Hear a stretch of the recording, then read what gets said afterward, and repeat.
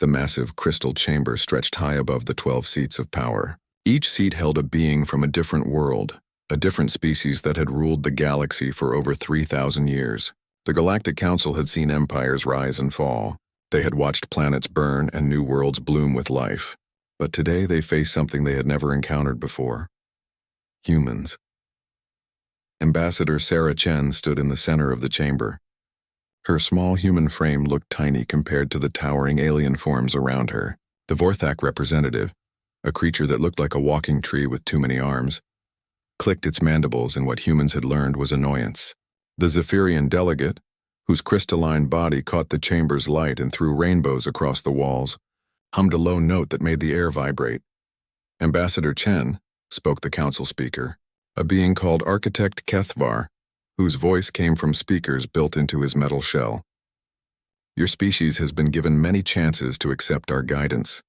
The Galactic Council has ruled this galaxy with wisdom for millennia. We have brought peace to countless worlds and prevented the chaos that comes when primitive species are left to their own devices. Sarah kept her face calm, but inside her chest, her heart was beating fast. She had been preparing for this moment for months. Every human colony, every ship, every settlement in space was counting on what happened in this room today. Architect Kethvar, Sarah replied, her voice steady and clear. Humanity appreciates the Council's concern, but we must respectfully decline your offer of guidance. A sound like grinding stone came from the Gorvani representative. It was laughter, Sarah knew, but it sounded like rocks being crushed together. Decline? The massive stone-like being rumbled.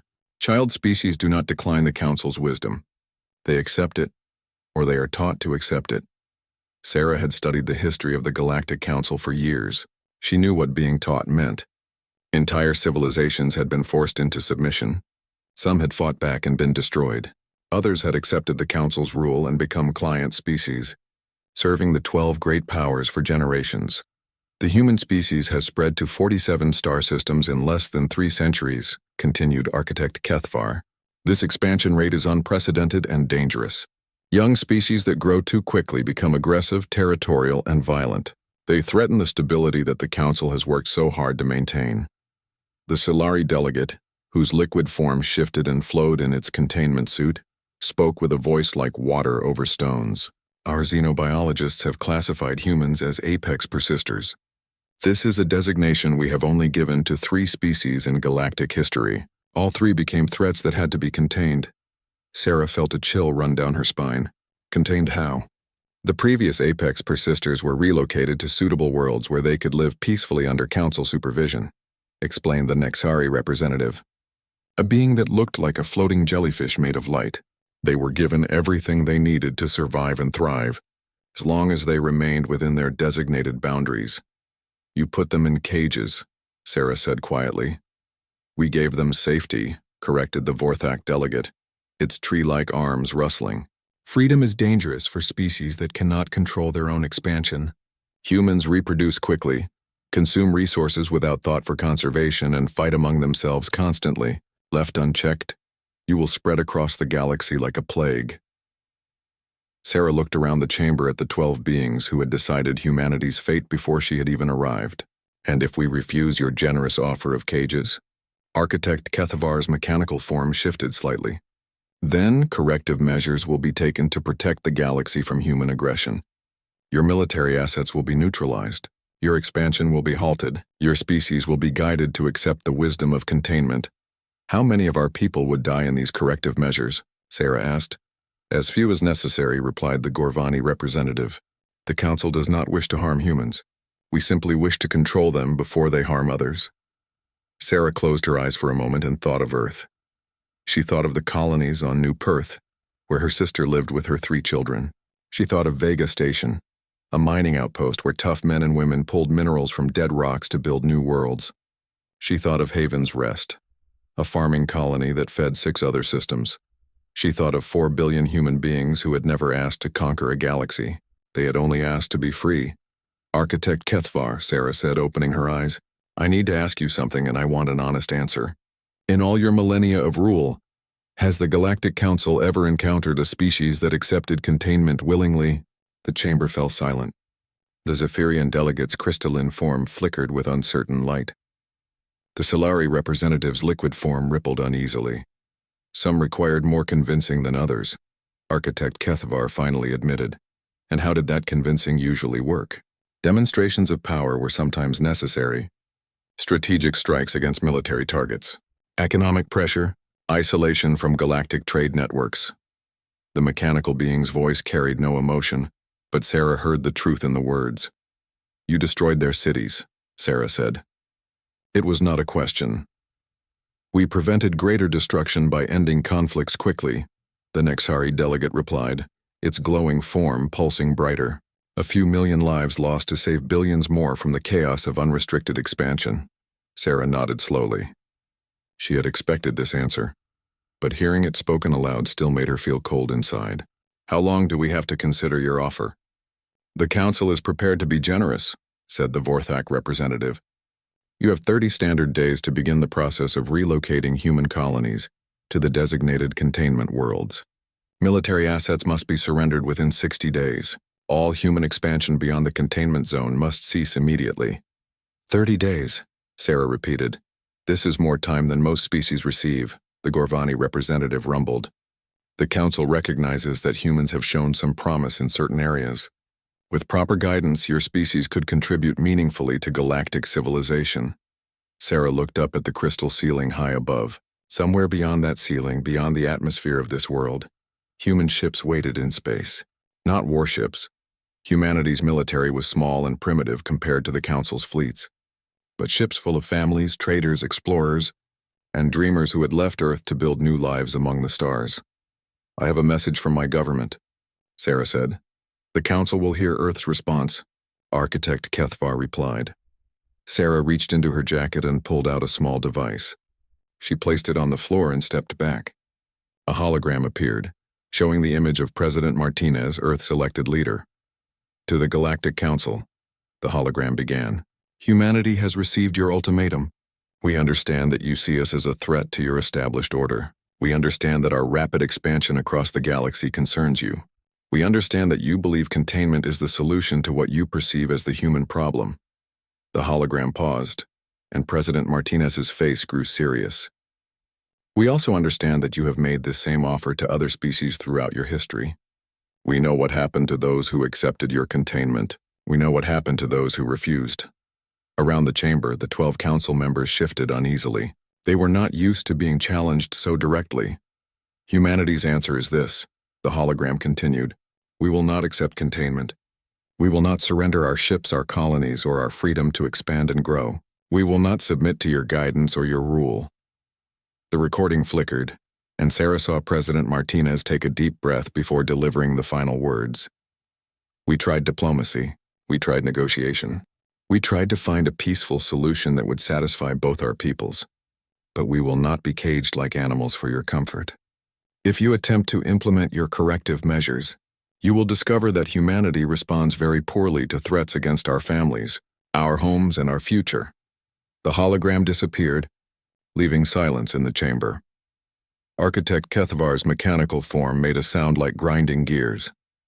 This is humanity's final answer? Sarah straightened her shoulders and looked directly at the being who spoke for the Council. Architect Kethavar, members of the Galactic Council, let me be very clear. Humanity does not want a war with you. We do not want to be your enemies. We want to live in peace and prosperity alongside all the peoples of the galaxy. She paused, making sure every word was heard clearly. But if you force this conflict upon us, if you attack our colonies and kill our people, you will learn something about humans that your xenobiologists may have missed in their studies. We are not just apex persisters. We are a species that becomes more dangerous the more desperate we become. And if you threaten our children, our homes, and our future, you will make us very desperate indeed. The Vorthak representative's many arms rustled like wind through leaves. You threaten the Council? No, Sarah replied calmly. I'm giving you information that might help you make a wise decision. Humanity has studied the history of this galaxy. We know about the wars the Council has fought. We know about the species that have been destroyed or contained. But you might want to study our history as well. Your primitive wars mean nothing to civilizations that have mastered space travel for millennia. The Gorvani representative rumbled dismissively. Sarah smiled, but it was not a pleasant expression. We have a saying on Earth: those who do not learn from history are doomed to repeat it. You might want to ask your analyst what happened the last time someone tried to contain humanity on our own world. Ask them about what we did to those who threatened our families. She picked up the device from the floor and put it back in her jacket. The human delegation is returning to our ship now. We will be leaving Council space immediately to carry your ultimatum back to our people. I suggest you spend the next 30 days studying human history very carefully. Sarah turned to walk toward the chamber's exit, but Architect Kethvar's voice stopped her. Ambassador Chen, you realize that defying the Council means the end of human expansion. Your species will be contained within your current territory. Your trade with other species will end. You will be isolated from galactic civilization. Sarah looked back over her shoulder. Architect Kethvar, you're assuming that after your corrective measures, there will still be a council to enforce that isolation. The silence that followed Sarah's words was different from the silence that had come before. It was the silence of beings who had ruled a galaxy for 3,000 years, suddenly realizing that they might have made a terrible mistake. Sarah walked out of the crystal chamber and did not look back. Behind her, the 12 most powerful beings in the galaxy sat in stunned quiet, trying to understand what had just happened. They had expected fear, submission, or desperate pleading. They had received a calm promise of consequences that chilled them more than any threat. In 30 days, the Council's corrective measures would begin. In 30 days, they would learn what happened when you crossed a line that humanity had drawn in blood and starlight. In 30 days, the galaxy would change forever.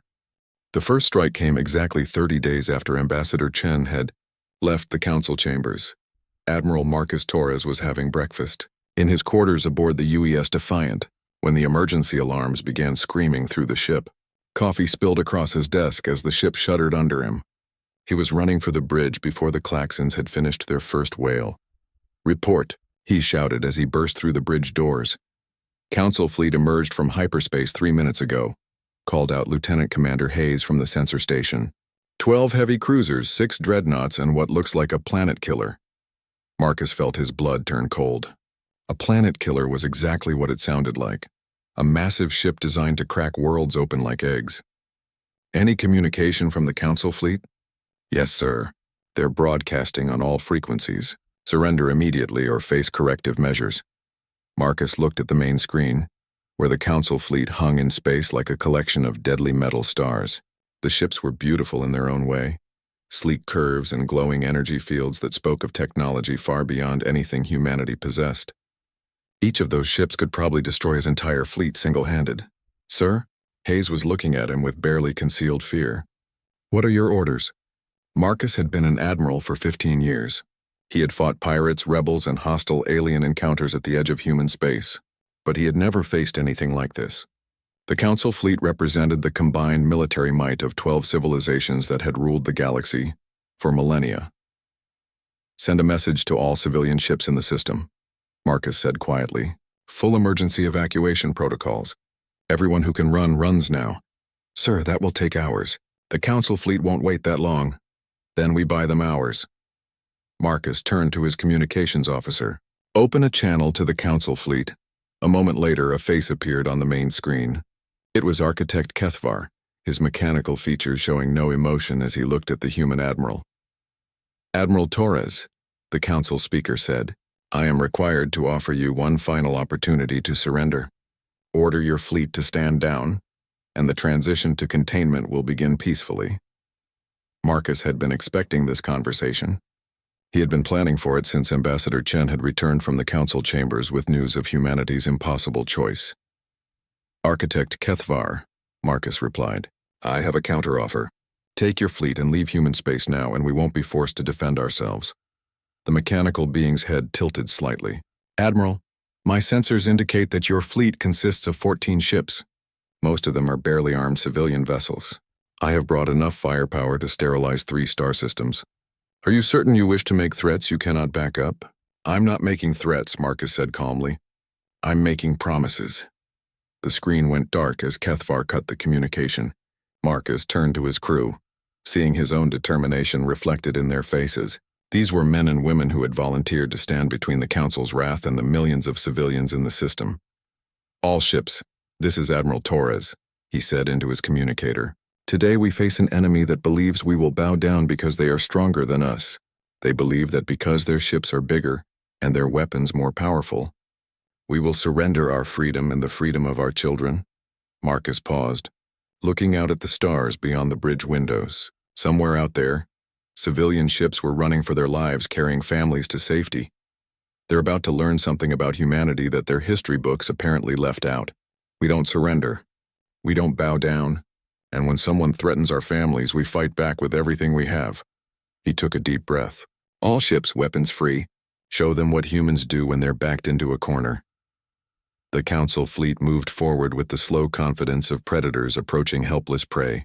Their weapons began charging, energy building in massive cannon arrays that could punch through planet crust. The human fleet was pathetic in comparison. 14 ships, most of them modified cargo haulers with military weapons bolted to their hulls. The largest human ship was smaller than the smallest Council vessel.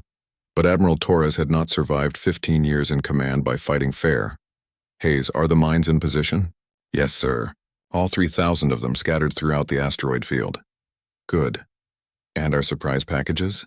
Hidden in the dead freighters, just like you ordered. Marcus smiled grimly. The Council expected a traditional fleet engagement. They expected the humans to line up in neat formations and die bravely but uselessly against superior firepower. Instead, they were about to get a lesson in human creativity. Initiate Plan Hornet's Nest. The human fleet suddenly scattered in all directions, their ships diving behind asteroids and disappearing into the debris field that surrounded the system's outer planets. The Council fleet followed, their massive ships moving with predatory grace through the floating rocks. The first mine detonated just as the lead Council dreadnought passed through what looked like empty space. The explosion was massive, a nuclear fireball that lit up the asteroid field like a miniature sun. The Council ship's shields absorbed most of the damage, but the blast was followed by another and then another. All units, execute harassment pattern Alpha, Torres commanded. Human ships began appearing from behind asteroids, firing everything they had at the Council fleet before disappearing again. They were like angry wasps attacking giants, individually insignificant but together creating chaos and confusion. The Council fleet responded exactly as Marcus had hoped they would. They began using their heavy weapons to clear the asteroid field, vaporizing millions of tons of rock to eliminate the human hiding places. That was when the dead freighters revealed their secret. Each of the seemingly abandoned ships that floated throughout the asteroid field was actually a massive bomb, packed with nuclear warheads and industrial explosives. As the Council ships destroyed the asteroids around them, they also triggered the hidden weapons. The first Council cruiser died in a sphere of white-hot plasma, as 3 freighter bombs detonated simultaneously around it. The second cruiser lasted long enough to realize what was happening before 4 more hidden weapons tore it apart. But the Council fleet was learning fast. They pulled back from the asteroid field and began a systematic bombardment, staying at safe distance while they cleared every possible hiding place. That was when Marcus revealed his final surprise. Hayes, activate the sleepers. Throughout the system, automated probes that had been drifting silently in space for weeks suddenly came to life. Each probe was tiny, no bigger than a person, but they were fast and programmed with one simple mission: attach themselves to Council ships and detonate. Hundreds of the small weapons swarmed toward the Council fleet like a cloud of angry metal insects. The Council point defense systems destroyed most of them, but not all.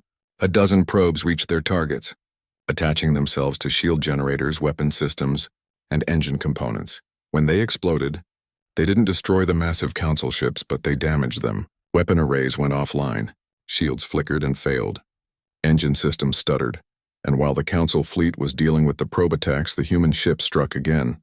This time, they didn't hide behind asteroids. They came in fast and low, skimming along the surfaces of the Council ships where the massive vessels couldn't bring their big guns to bear. Human fighters and bombers, ships so small the Council sensors had barely registered them, attacked like sharks going after whales. The human weapons were primitive compared to Council technology, but they were aimed at exactly the right targets. Systems that had been weakened by the probe attacks failed completely under the focused human assault.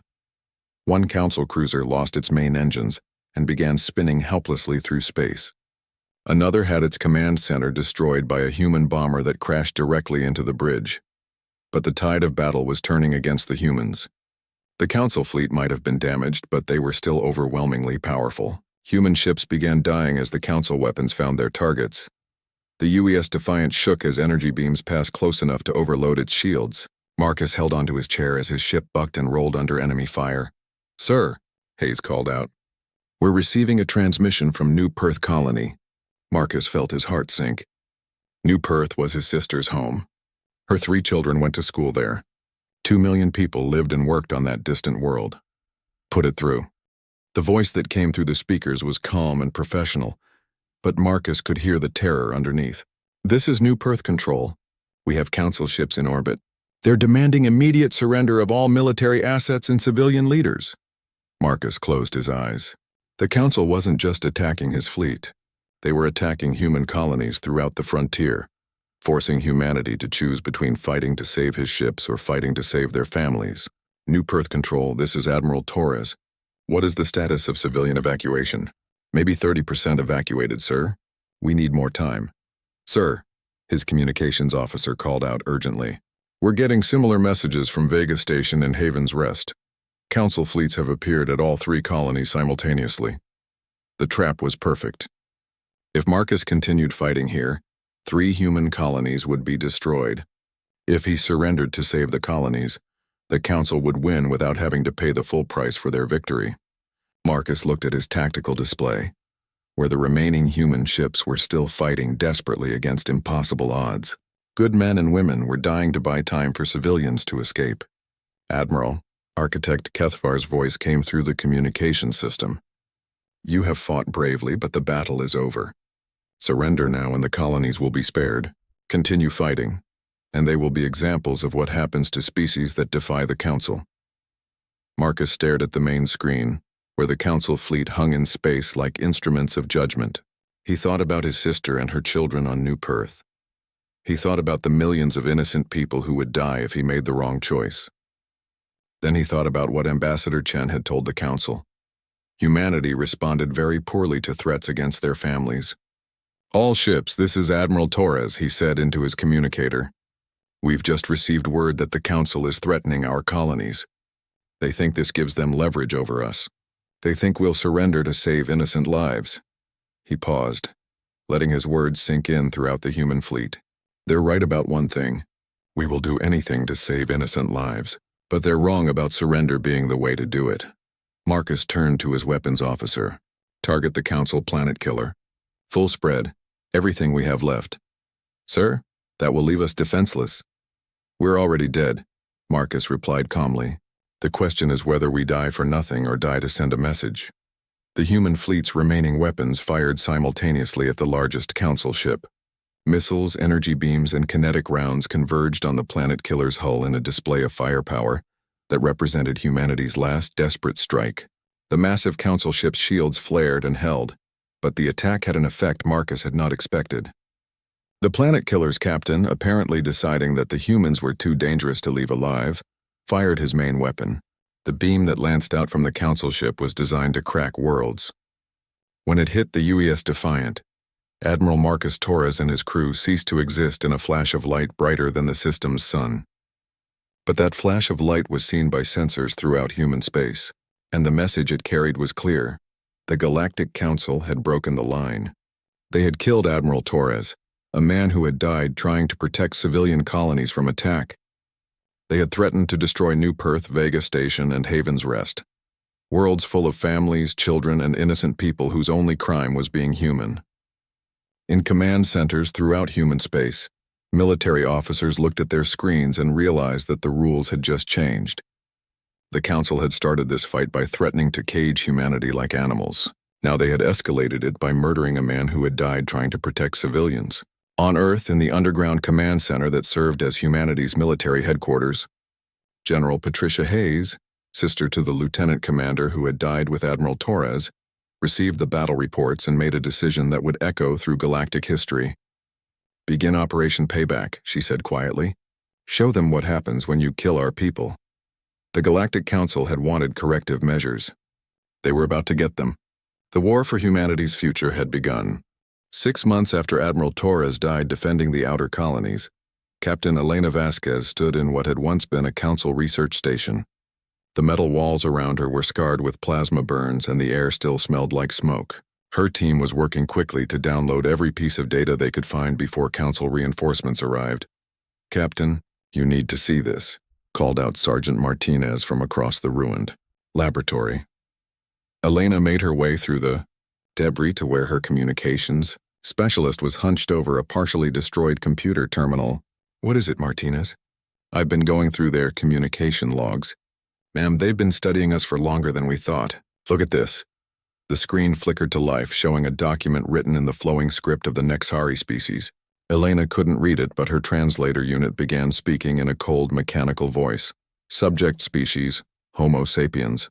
Classification, Apex persister, high threat level.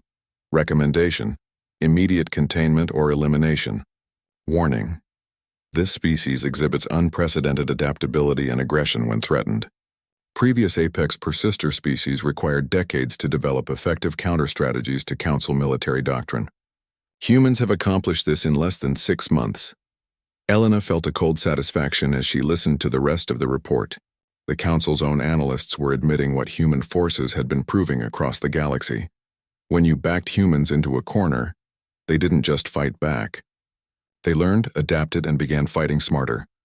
"Download everything," Elena ordered.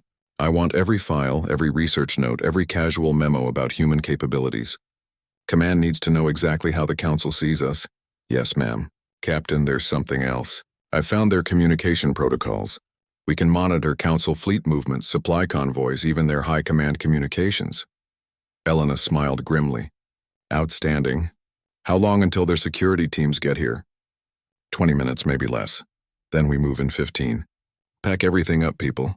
We're going ghost. Elena's team worked with the efficient speed of soldiers who had been conducting raids like this for months.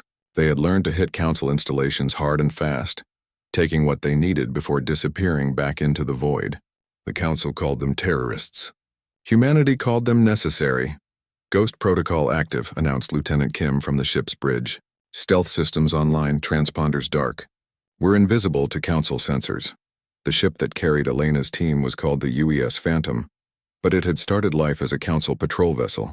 Human engineers had captured it during a raid on a supply convoy, then spent weeks stripping out every piece of Council technology they could reverse engineer.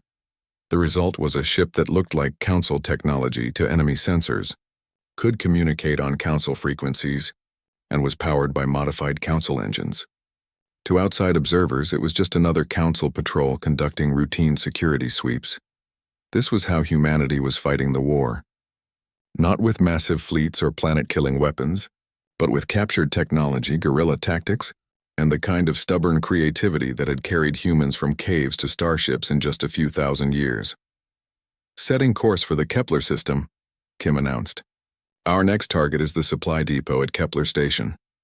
Elena settled into her command chair and reviewed the intelligence reports that had been flooding into human command for weeks. The Council was finding it increasingly difficult to maintain control over their vast territory. Human raiders were hitting targets across 1,000 light-years of space, always striking where the Council least expected. But the raids were only part of the strategy.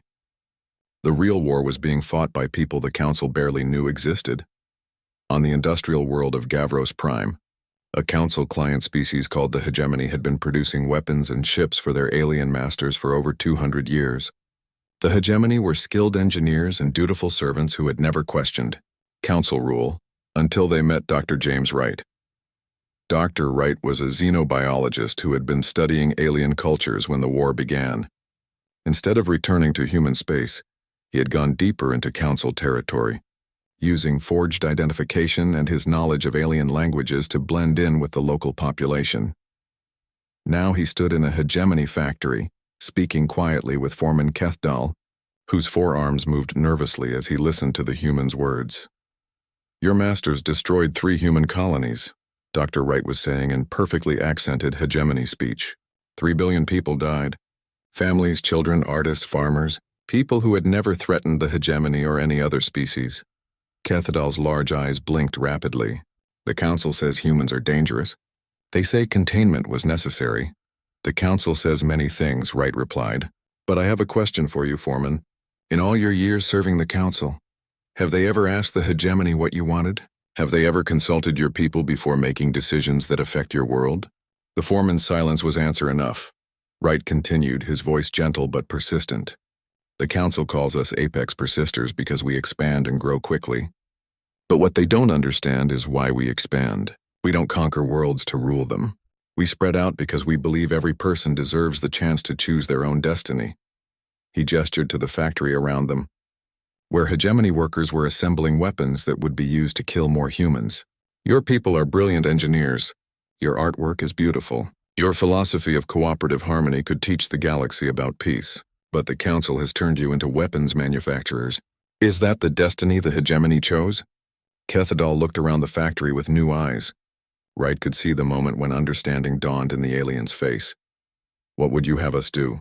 The Foreman asked quietly. Nothing dramatic, Wright replied. Just small things. A defective targeting system here. A faulty engine component there. Nothing that would put your people in danger, but enough to make the Council's war effort a little more difficult. 2 days later, a Council cruiser suffered catastrophic engine failure while pursuing human raiders. The failure was traced to a defective power coupling manufactured on Gavros Prime. Council investigators found no evidence of sabotage. Similar manufacturing defects began appearing throughout Council space. Ships broke down, weapons malfunctioned, communication systems failed at critical moments. The Council's own supply chain was turning against them, one small act of quiet resistance at a time. But the most devastating blow came from an unexpected source. Commander Sarah Chen, daughter of the ambassador who had defied the Council 6 months earlier, stood on the bridge of the UES Retribution as it approached the edges of Council space. Her ship was one of 50 human vessels that had been specially modified for the mission they were about to undertake. All ships, this is Commander Chen, she said into her communicator. We are about to cross into Council territory. From this point forward, we are not representatives of Earth or any human government. We are ghosts. We do not exist, and ghosts can go anywhere. The human fleet engaged their cloaking systems and vanished from all sensors. They were using technology stolen from the Council itself, improved by human engineers who had studied every piece of captured equipment. Their destination was a Council fortress world called Zerion Prime, the administrative center for an entire sector of space. It was heavily defended, considered impregnable, and had never been successfully attacked in over 1,000 years, which was exactly why the humans were going to attack it. Approaching the outer sensor grid, announced Lieutenant Torres, nephew of the admiral who had died defending the colonies. All ships maintaining stealth protocols. The human fleet slipped through Council defenses like shadows passing through light. They had studied the enemy's sensor patterns for months, identifying the blind spots and timing their approach perfectly. Remember, Chen said to her ship's crew, we're not here to destroy Zerion Prime, we're here to steal it. The plan was audacious even by human standards. Instead of attacking the fortress world directly, they were going to infiltrate it. 50 human teams would land on the planet's surface, blend in with the local population, and begin a campaign of sabotage and intelligence gathering that would turn the Council's own stronghold against them. Landing teams, this is command. You are authorized to begin Operation Ghostwalk. Across the planet's surface, human infiltrators began implementing plans they had spent months preparing. Using captured Council biotechnology, they had altered their appearance to blend in with various alien species. With forged identifications and carefully constructed cover stories, they became invisible within the fortress world's massive population. Dr. Wright's success on Gavros Prime had shown them the way. Instead of trying to defeat the Council through superior firepower, humanity would defeat them by turning their own people against them. Within days, Council communication networks on Zerion Prime began experiencing mysterious failures. Security systems developed inexplicable glitches. Transportation networks ground to a halt due to technical difficulties. But the real victory came when the infiltrators began making contact with the fortress world's inhabitants. The Council claimed to rule for the benefit of all galactic species, but the reality on Zerion Prime told a different story. Alien workers lived in cramped quarters while Council administrators enjoyed luxurious estates. Food was rationed for the masses while the ruling class dined on exotic delicacies. Children of client species were separated from their families and trained from birth to serve council interests. When the human infiltrators began sharing what they had learned about freedom, self-determination, and the right to choose one's own path, they found eager listeners. "The council tells us that order requires sacrifice," said Yerekta, a young Silari whose family had served council administrators for 3 generations. "They say that our contentment comes from knowing our place in the greater design." The human operative known as Agent Parker nodded sympathetically. "And are you content, Yerekta?" The question hung in the air like a challenge. In all his years of service, no one had ever asked Yerekta if he was content. No one had ever suggested that his contentment mattered. I had never considered the question," Yerekta admitted. "Then consider it now," Parker replied. "Are you content to live your entire life serving others without choice? Are you content to never see worlds beyond this one? Never pursue interest beyond your assigned duties? Are you content to have your children grow up in the same system of service that you inherited?" The conversations were happening all across Zarian Prime. Human agents were not recruiting rebels or saboteurs. They were simply asking questions that the council had spent centuries training people not to ask. The results were spectacular. Within a month, the fortress world that had never been successfully attacked was consuming more resources managing internal dissent than defending against external threats. Workers began questioning orders. Citizens demanded explanations for policies that had never been explained before. Young people started talking about leaving their assigned roles to pursue their own interests. The council's response was predictable: increased security, stricter controls, harsh punishments for seditious thinking, which only made the situation worse.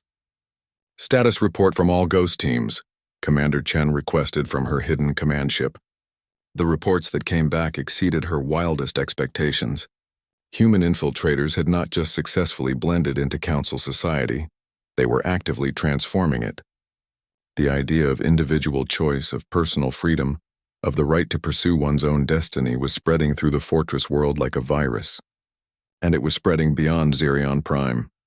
Messages were being sent to other worlds, other systems, other species that had lived under council rule for generations. The questions that humans were asking on one world began being asked on dozens of others. "Ma'am," reported Lieutenant Torres, "we're receiving communications from council territory. It looks like some of their client species are beginning to openly question council authority." Chen smiled. This was exactly what her mother had predicted when she had stood before the council 6 months ago. Humanity didn't need to defeat the council through superior military force. They just needed to show the galaxy what freedom looked like. "Begin Phase 2, Chen ordered. It's time to show the council what happens when their own people start choosing their own destinies." The war was entering a new phase. The council had started it by trying to cage humanity, but humanity was ending it by opening all the cages in the galaxy, and once those cages were opened, they could never be closed again. The emergency session of the Galactic Council was unlike anything in the Chamber's 3,000-year history. Half the seats were empty. 3 council members had lost contact with their homeworlds entirely.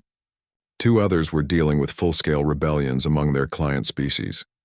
The remaining 7 sat in a chamber that felt far too large and far too quiet. Architect Kethvar's mechanical form showed signs of stress, panels flickering, joints grinding with each movement. "Report from the Vorthak territories."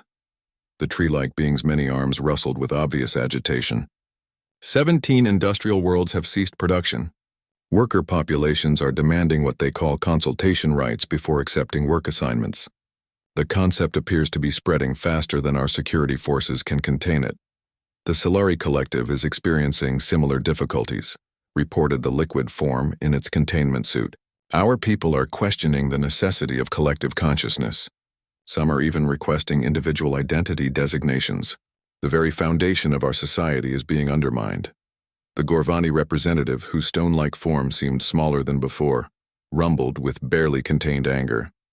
"The humans did this. Their infiltrators are spreading poison throughout our territories." "It's worse than infiltration," said the Nexari delegate, its glowing form pulsing with anxious light. "We've detected human genetic markers in populations across 12 star systems. They're not just visiting our worlds. They're living among our people, breeding with them. creating hybrid offspring that carry human ideas in their very DNA. Architect Kethavar processed this information with mechanical precision. How many human operatives do we estimate are currently active in council space? Unknown. The Zephyrian delegate's crystalline body flickered with uncertainty. Our analysts believe the number could be in the thousands, possibly tens of thousands. They've been infiltrating our territory for months, using captured biotechnology to blend in perfectly with local populations. And they're not just gathering intelligence, added the Vorthak representative. They're acting as teachers, spreading human concepts of individual freedom and self-determination. Entire generations of our client species are being corrupted. The chamber fell silent as the council members contemplated the magnitude of the problem. They had faced rebellious species before, but those had been contained and crushed through superior military force. This was different. The humans weren't trying to conquer council territory. They were transforming it from within. What is the status of our military response? Kethavar asked. Problematic, the Gorvani representative admitted reluctantly. Our fleets are experiencing unprecedented equipment failures. Weapon systems malfunction during critical engagements. Ships suffer engine failures when pursuing human raiders. Supply convoys are being sabotaged by their own crews. The hegemony factories are producing defective equipment, the Solari delegate added. When questioned, the workers claim the defects are accidental, but the pattern suggests coordinated resistance. Kethavar's mechanical head turned to survey the remaining council members. In 6 months, a primitive species with inferior technology has managed to undermine 3 millennia of stable galactic governance. How is this possible? The question hung in the air like an accusation. None of the council members wanted to admit the truth, that their entire system of rule depended on keeping their subject species ignorant of alternatives to council authority. Sir, a communications technician interrupted the session. We're receiving a transmission from the human fleet. They're requesting to speak with the council. Put it through, Kethavar ordered. The chamber's main display activated, showing the bridge of a human starship. A woman in military uniform looked out at the assembled council members with calm, confident eyes. Council members, she began. I am Admiral Chen, commanding officer of the Human Liberation Fleet.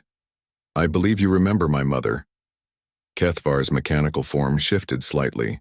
Ambassador Chen's daughter. You are responsible for the terrorist attacks against council installations. I prefer the term liberation operations, Sarah replied without emotion. We've been freeing the people of council space from the same containment you tried to force on humanity. You have violated galactic law, corrupted stable societies, and caused the deaths of thousands of innocent beings, the Vorthak representative accused, its tree-like arms waving angrily. Sarah's expression didn't change. Innocent beings? Like the 3 billion humans your forces murdered at New Perth Vega Station and Haven's Rest?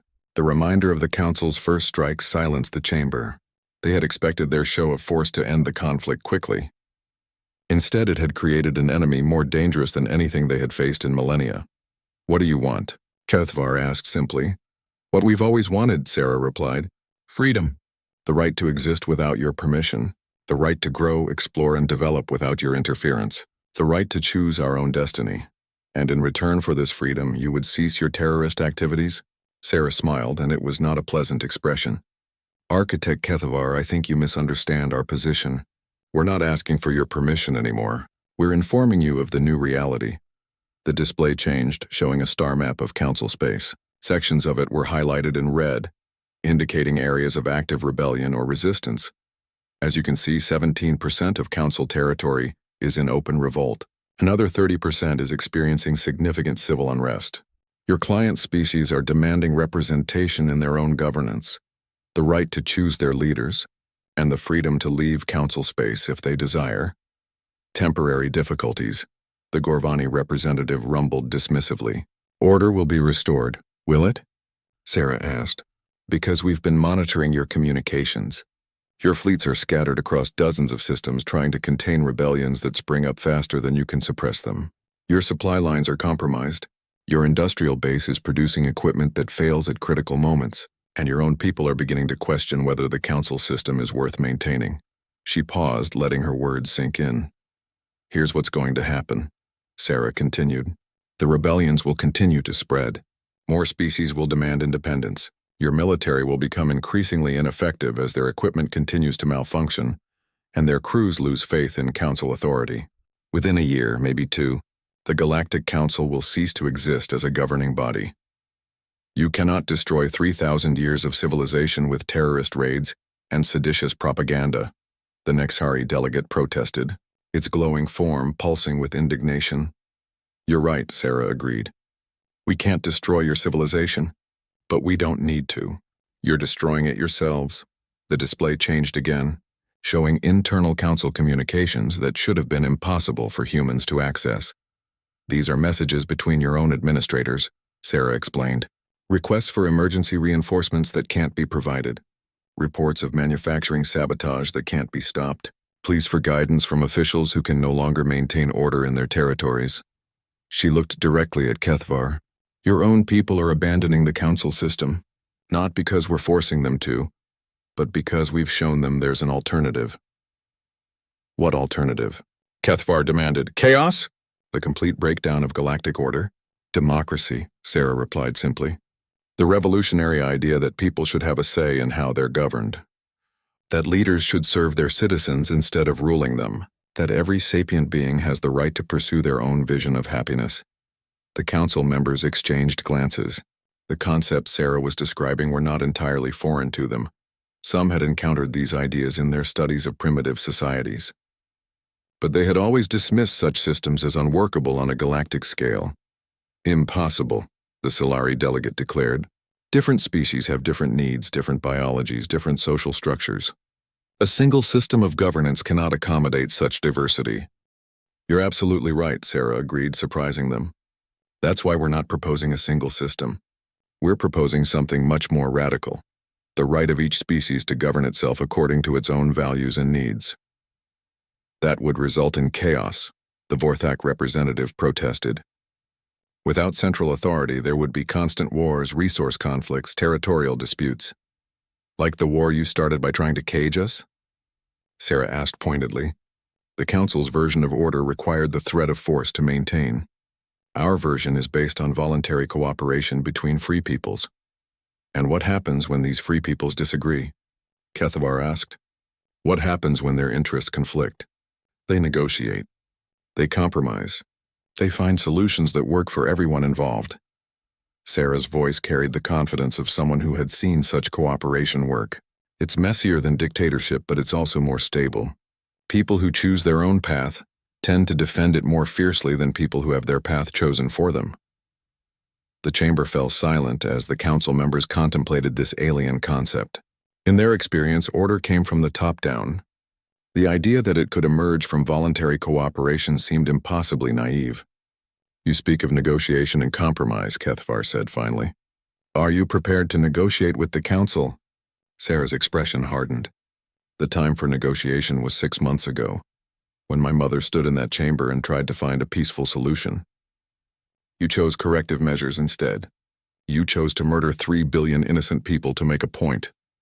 Those deaths were regrettable but necessary, the Gorvani representative rumbled. The containment of dangerous species requires difficult decisions. And now you'll live with the consequences of those decisions, Sarah replied coldly. Every human in the galaxy knows what you did to our colonies. Every human operative in Council space is motivated by the memory of New Perth. Vega Station and Haven's Rest. She leaned forward, her voice dropping to a whisper that somehow carried more menace than any shout. You wanted to see what monsters look like. Congratulations. You turned 4 billion humans into your worst nightmare. We're patient. We're creative. We're absolutely relentless, and we have nothing left to lose. We will free every caged species in the galaxy or die trying. This is your final offer? Kethvar asked. This isn't an offer, Sarah corrected. This is a prediction. The council is finished. Your choice is whether you want to dissolve peacefully or be torn apart by the revolutions you can no longer stop. The transmission ended, leaving the council chamber in stunned silence. In the days that followed, the predictions began coming true with terrifying accuracy. The Kepler Collective declared independence from council rule. The Andromedans announced they were withdrawing from all council territories. The manufacturing worlds of the Titan sector ceased production entirely, and demanded representation in galactic governance. And through it all, human operatives continued their quiet work, asking questions that had never been asked before and offering possibilities that had never been considered. The galaxy was waking up from a 3,000-year sleep, and the Council could only watch as their empire crumbled around them. The hunters had become the hunted. 1 year after the Council's corrective measures had begun, Admiral Sarah Chen stood in the same crystal chamber where her mother had once defied the most powerful beings in the galaxy. But now the chamber was different. Most of the ornate seats of power sat empty. The few council members who remained looked smaller, older, defeated. Architect Kethvar's mechanical form showed visible damage. Panels were cracked, his movements were jerky, and several of his optical sensors had gone dark. The Solari delegate's containment suit was patched with crude repairs. The Vorthak representative's tree-like form had lost many of its branches, leaving it looking withered and broken.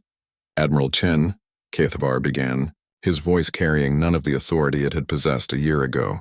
The Council has reconsidered its position regarding humanity and the current galactic situation. Sarah stood where her mother had stood, but unlike her mother, she was not alone. Behind her were representatives from 43 species that had declared independence from Council rule. The hegemony's foreman Kethdal was there, no longer bent with submission, but standing proudly upright. Dr. Wright had arrived with delegates from 6 different worlds where human ideas about freedom had taken root.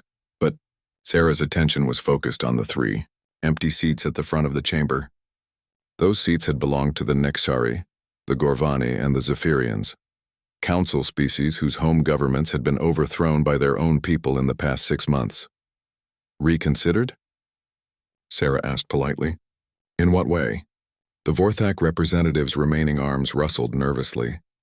The Council acknowledges that the containment protocols were perhaps overly restrictive. We are prepared to offer humanity and the other independence movements significant autonomy within the Council framework. Autonomy, Sarah repeated, her voice thoughtful. That's interesting. What kind of autonomy? Self-governance within designated territories, Kethvar explained. Freedom to develop your own social systems, economic models, and cultural practices. The Council would provide guidance only in matters of interstellar security and resource allocation. Sarah looked around the chamber, noting how small it felt now that so many seats were empty. And in exchange for this autonomy, we would acknowledge Council authority over galactic affairs. The Council has maintained peace and stability for 3 millennia. The Solari delegate spoke up, its liquid form rippling with desperation. Without some form of central coordination, the galaxy will descend into chaos. Peace and stability, Sarah mused. Is that what you call the system where species were forced into submission and entire civilizations were contained in cages? Mistakes were made, Kethvar admitted reluctantly.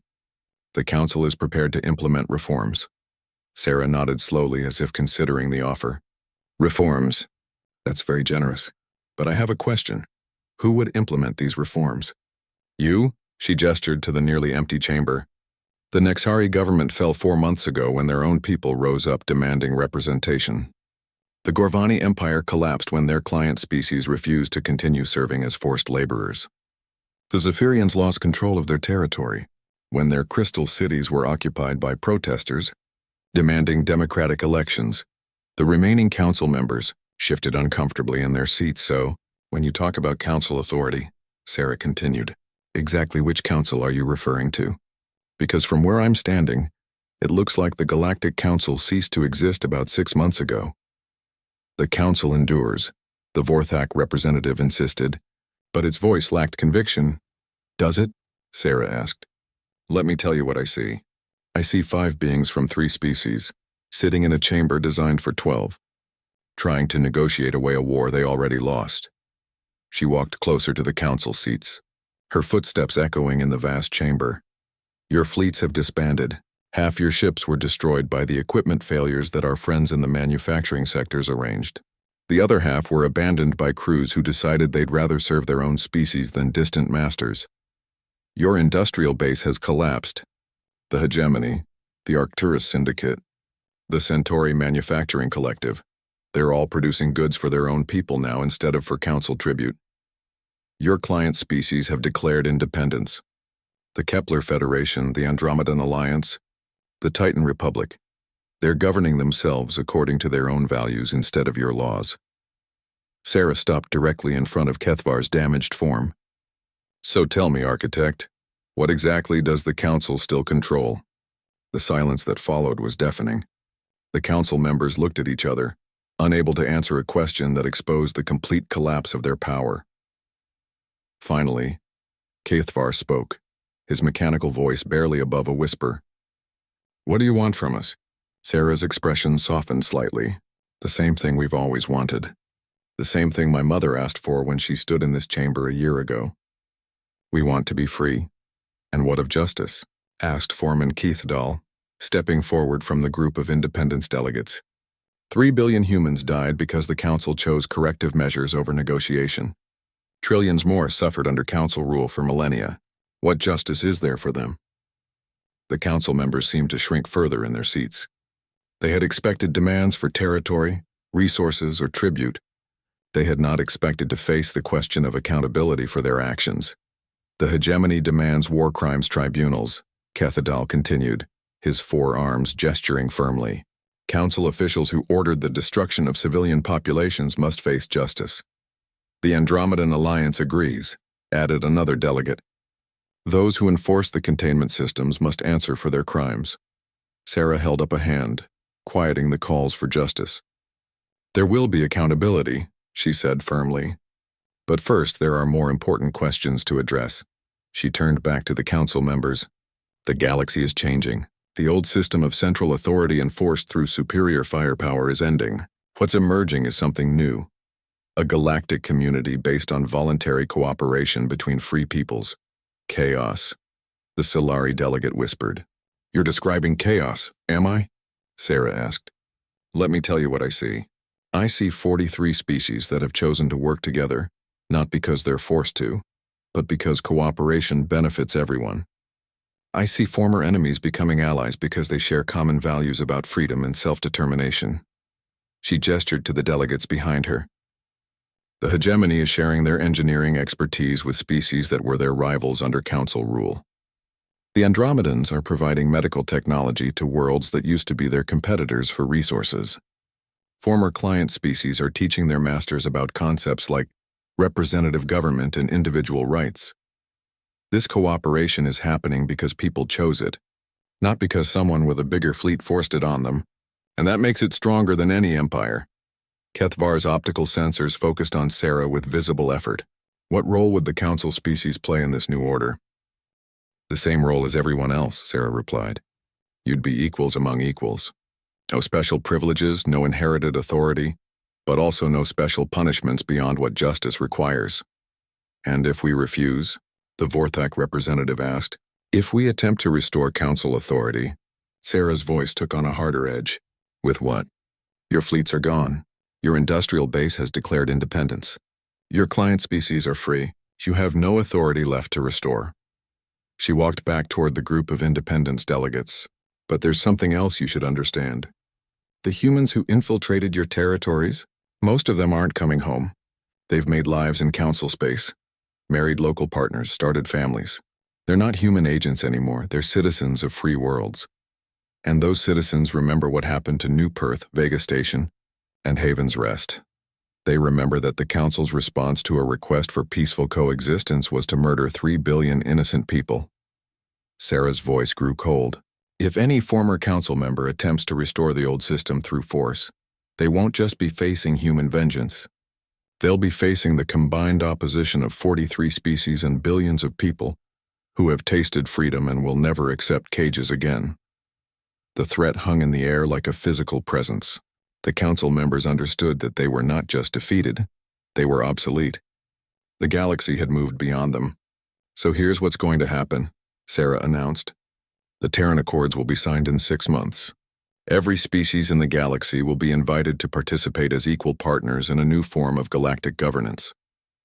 Representatives will be elected by their own people, not appointed by distant councils. Laws will be made through negotiation and consensus, not imposed through superior firepower. Those who participated in war crimes will face justice through tribunals established by the victims of those crimes. Reparations will be paid to species that suffered under council rule. The principles of individual freedom and self-determination will be enshrined as fundamental rights that no government can violate. She looked at each of the remaining council members in turn. You're welcome to participate in this new order as equals. Your species have valuable contributions to make to galactic civilization, but the age of the council is over. Kethvar was silent for a long moment, processing the reality of his situation. When he finally spoke, his voice carried a quality Sarah had never heard before. Respect. Admiral Chen, I have a question that has puzzled our analysts throughout this conflict. Why did humanity not simply destroy us when you had the chance? Your operatives could have sabotaged our life support systems, contaminated our water supplies, released biological weapons. Instead, you chose to undermine our authority and free our subjects. Why? Sarah smiled, and for the first time since entering the chamber, it was a genuine smile. Because that's not who we are. We don't want to rule the galaxy or destroy our enemies. We want to live in a galaxy where everyone has the same freedoms we fought for. Besides, she added, revenge would only have created more enemies. Justice creates allies. 6 months later, the Terran Accords were signed by representatives from 97 species. The document established the Galactic Commonwealth, a voluntary association of free peoples governed by principles that would have been unthinkable under council rule. Democracy, individual rights, self-determination, and the rule of law applied equally to all. The former council species were among the signatories. Their representatives were elected by their own people for the first time in 3 millennia. The process was messy, sometimes chaotic, and occasionally heated. It was also the most beautiful thing the galaxy had ever seen. In the years that followed, historians would debate how a species barely 2 centuries into space travel had managed to topple a galactic empire that had endured for 3,000 years. Some pointed to human military innovation. Others credited their infiltration and sabotage techniques. But Sarah Chen, who became the first elected president of the Galactic Commonwealth, always gave the same answer when asked about humanity's victory over the Council. We didn't defeat them, she would say. We just showed their people that there was another way to live. And once people see freedom, they can never be caged again. The line that the Galactic Council had crossed, the line between order and oppression, between guidance and control, between civilization and tyranny, had been redrawn, and this time it was drawn by free peoples who understood that some lines should never be crossed. Humanity's wrath had been satisfied not through destruction, but through liberation. The galaxy would never be the same.